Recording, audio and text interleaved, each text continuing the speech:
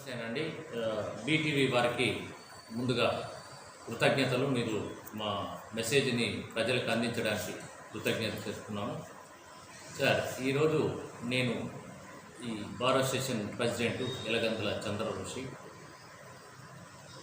Issue ఏంటంటే, ఈరోజు ఇదివరకు మీరు టీవీలో చూశారు ఆల్రెడీ మా అన్ని గురించి కూడా. న్యాయవాదులు గత విధిగా 4 రోజుల నుంచి విధులు బహిష్కరించి చేస్తున్నాము. ఈ విషయంలో ఇప్పటి వరకు ఎలాంటి లీగల్ యాక్షన్ తీసుకోలేదు. వారు తీసుకుందల్లా ఒకటే, ఈరోజు నిన్న సాయంత్రం వరకు జరిగిన విషయం అంటే, వారు సిపి గారు సింపుల్గా ఆ ఎఫ్ఐఆర్ను 2 ఎఫ్ఐఆర్లు ఇష్యూ చేసి, అది మా దగ్గరికి వచ్చేటప్పటికి ఎఫ్ఐఆర్ మేము పెట్టిన కాంప్లైంట్ అక్కడే పెట్టి, మేము 5వ తారీఖు నాడు కాంప్లైంట్ ఇస్తే వారు 7వ తారీఖు నాడు కాంప్లైంట్ ఫైల్ చేశారు. కాకుండా కాంప్లైంట్ 5వ తారీఖు నాడు ఇస్తే 7వ తారీఖు సాయంత్రం దాదాపుగా 48 గంటల తర్వాత ఎఫ్ఐఆర్ ఇష్యూ చేశారు. కానీ ఏసీపీ గారు, డీసీపీ గారు ఎంత దుర్మార్గం అంటే, వారు 6వ తారీఖు నాడు అప్పుడే కాంప్లైంట్ తీసుకొని, వాళ్ళ అఫీషియల్స్ తోటే కాంప్లైంట్ తీసుకొని అదే రోజు ఎఫ్ఐఆర్ ఇష్యూ చేశారు. కానీ మా దగ్గరికి చర్చలకని వచ్చి ఏమైనా కాంప్రమైజ్ చేయని చెప్పి ఏసీపీ గారు, డీసీపీ గారు మమ్మల్ని చాలా పక్కదోవ, అంటే ఈ కేసుకు సంబంధించి పక్కదోవడానికి పూర్తిగా ప్రయత్నం చేసి, సాయంత్రం 7వ తారీఖు సాయంత్రం మా డిమాండ్ మేరకే వారు 7:45 ఎఫ్ఐఆర్ చేసి అఫీషియల్గా డిక్లేర్ చేయడం జరిగింది. అంటే దీనికి నిదర్శనం, ఈ ఏదో తూముంతం మాత్రమే ఇప్పుడు సిపి గారు ఏదో మేము చేశామని అంటున్నారు. అది పూర్తిగా మాకు న్యాయసమ్మతం కాదు. రఘుపతి రెడ్డిని, తర్వాత ఎస్ఐ గారిని, తర్వాత ఇది కానిస్టేబుల్ కాదు, వారు సస్పెండ్ చేసేంత వరకు. ఇంకొక విషయం ఏంటంటే, ముఖ్యంగా అందులో ఆ క్రైమ్లో పాల్గొన్న వాళ్ళందరూ కూడా అనగా ఆ క్రైమ్లో దాదాపుగా 10 నుంచి 12 మంది పోలీస్ ఆఫీసర్స్ పాల్గొన్నారు. వారందరినీ కూడా పేరున అందరినీ సస్పెండ్ చేసేంత వరకు మేము ఈ ఉద్యమాన్ని కొనసాగుతామండి. తర్వాత దీని మీద ఈరోజు చేసిన ఏదైతే ఉందో, మేము కూడా దీని మీద వారిని యాక్చువల్ ఒక దళితుడు సంబంధించిన న్యాయవాదిని కూడా అని చూడకుండా కూడా, మహిళని చూడకుండా కూడా వివచంగా వారు ఎంత అరాచకం, దౌర్జన్యం వారి ముందు మీరు సీసీ ఫుటేజ్లో కనబడుతుంది సార్. కాబట్టి వారిపైన ఈ రోజు నుంచి చట్టపరమైన చర్యలు లీగల్గా తీసుకోవడానికి మేము పూర్తిగా ప్రయత్నం చేస్తాం సార్. హైకోర్టులో ఫైల్ చేస్తాం సార్. తర్వాత ఎస్సీ కమిషనర్కు, తర్వాత మహిళా కమిషనర్కు కంప్లైంట్ చేస్తాం. హ్యూమన్ రైట్స్లో కూడా కంప్లైంట్ చేస్తాం. హైకోర్టులో సుమోటో కింద ఖచ్చితంగా మేము సుమోటో కింద ఫైల్ చేయమని చీఫ్ జస్టిస్ గారికి ఇదివరకే ఇచ్చామండి. ఈ మధ్యలో ఇప్పుడు పోయి మళ్ళీ ఇమీడియట్లీ దాన్ని సుమోటోగా స్వీకరించమని చెప్పేసి చేస్తాం సార్.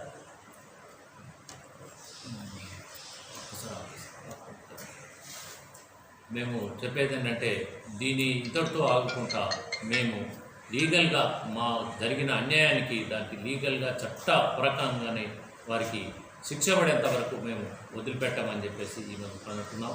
ఇప్పుడు యావత్తు తెలంగాణకి తెలియజేయని విధంగా ఈ సంఘటన దృష్టిలో పెట్టుకొని ఈ జనగామే నాందిక చేసి అడ్వకేట్లకు రక్షణ చట్టాన్ని వెంటనే తీసుకురావాలని గవర్నమెంట్కు ఇమీడియట్లీ మా వినతి పత్రాలు ఇమీడియట్లీ గవర్నమెంట్ గారి మీద ప్రెషర్ తీసుకొచ్చి తప్పకుండా చేయడానికి మేము ప్రయత్నం చేస్తాం సార్. బార్ కౌన్సిల్ తర్వాత మాకు బార్ కౌన్సిల్ వారు కూడా చెప్పారు, అడ్వకేట్ ప్రొటెక్షన్ యాక్ట్ ఇమీడియట్లీ మనం అవసరం ఉంది అని చెప్పారు. కాబట్టి అది కూడా వీలైనంత తొందరగా అమలుపరిచేందుకు మేము బిల్లు పెట్టి అమలుపరచడానికి చాలా అవసరమని ఈ సందర్భంగా తెలియజేస్తున్నాం సార్. ఇప్పుడు స్టేట్ వైజ్గా చేస్తున్నారా ఈ సమ్మె, లేకపోతే ఒక జనగాం జిల్లా వరకు చేస్తున్నారు సార్? స్టేట్ వైజ్గా ఖచ్చితంగా చేస్తున్నాం సార్. స్టేట్ వైజ్గా గత 4 రోజుల నుంచి స్టేట్ వైజ్గా చేస్తున్నారు. ఇప్పుడు ఈ రోజు వరకు స్టేట్ వైజ్గా మేము ఎంటైర్ అన్ని బార్ అసోసియేషన్ తెలంగాణలో ఉన్న 33 జిల్లాల బార్ ప్రెసిడెంట్లు 33 జిల్లాలలో ఈరోజు సాయంత్రం వరకు కూడా ఖచ్చితంగా చేస్తున్నారు. సోమవారం రేపటి నుంచి విధులకు మేము హాజరవుతాం. ఇప్పటి వరకు ఇవాళ సాయంత్రం వరకే విధులకు బహిష్కరిస్తున్నాం. తర్వాత మిగతాదంతా చట్ట పరిధిలో ఉన్న ప్రకారంగా చేస్తామని చెప్పేసి ఈ విధంగా తెలియజేస్తున్నాం. కృతజ్ఞత చెప్పుకుంటున్నాను. ఎందుకంటే ఈ జరిగిన సంఘటనకి ప్రజల్లోకి తీసుకెళ్ళడానికి ముందు వచ్చిన వాళ్ళకు నా స్పెషల్ థ్యాంక్స్. అండ్ నెక్స్ట్లీ మా భార్య ప్రెసిడెంట్ గారు చాలా కృషి చేసేసి ఇవాళ ఈ ఉద్యమం ఇక్కడి దాకా రావడానికి గల మెయిన్ కారణం మా జన్మ president sir. A special thanks to Jammu President sir and the remaining bar members.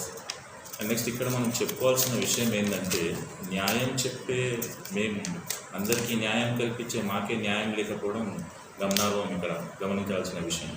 అయితే ఒక సిఐ కానీ ఎస్ఐ కానీ ఇలా దౌర్జన్యానికి ఒక కామన్ మ్యాన్ పైన దిగుతూనే మనం పోయి న్యాయం చేస్తాం. అలాంటిది మాకు ఇలా జరిగితే ఇవాళ మేమందరం నిలబడాల్సిన సమయం ఆసన్నమైంది. కాబట్టి మా ఒక ఉద్యమం ఇవాళ స్టేట్ మొత్తం కబలించడానికి కారణం మన జన్మం. సో జన్మం ప్రజలకు, నెక్స్ట్ వచ్చేసి మీడియా వాళ్ళకు చాలా కృతజ్ఞత. ఎందుకంటే ఈ ఉద్యమాన్ని చాలా బీభత్సంగా అందరి చోట, అందరి గుండెల్లో, అందరి మనసులో, అందరి ఇంటి దాకా చేర్పినందుకు చాలా కృతజ్ఞత. ఇదే కాకుండా మనం ఇలా చేయడం వల్లనే మనకు రానున్న రోజుల్లో ఒక అడ్వకేట్ కాకుండా ఒక కామన్ మ్యాన్ కూడా మనం రక్షణ కల్పించే విధంగా మారిపోతుంది. ఎగ్జిక్యూటివ్కి పవర్ ఇస్తున్నారు, లెజిస్లేటివ్కి పవర్ ఉంది, మరి జ్యుడిషియరీకి పవర్ ఎక్కడ? న్యాయాన్ని కాపాడే న్యాయవాదులకు న్యాయం లేకపోతే ఎలా? ఈ చట్టం ఎప్పుడు తీసుకొస్తారు అని అడిగే హక్కు మనకు లేదా? అందరికీ హక్కు కల్పించే మాకు హక్కు లేకపోతే ఎలా?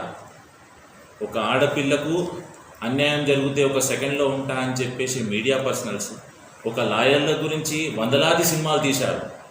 మరి అలాంటి లాయర్స్కి ప్రొటెక్షన్ లేకపోతే ఇవాళ ఏ రాజకీయ నాయకుడు వచ్చేసి మాట్లాడరు, ఏ బాలీవుడ్ స్టార్, ఏ టాలీవుడ్ స్టార్, ఏ హాలీవుడ్ స్టార్ మాట్లాడు.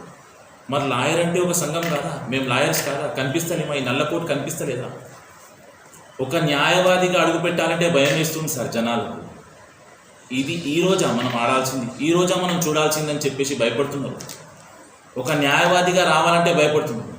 రోడ్డు మీద దారుణమైన హత్య, ఎన్ని హత్యలు సార్! ఒక నెల తిరగక ముందే ఇంకొక నెల ఇలాంటి హత్యల్ని చూస్తున్నాం.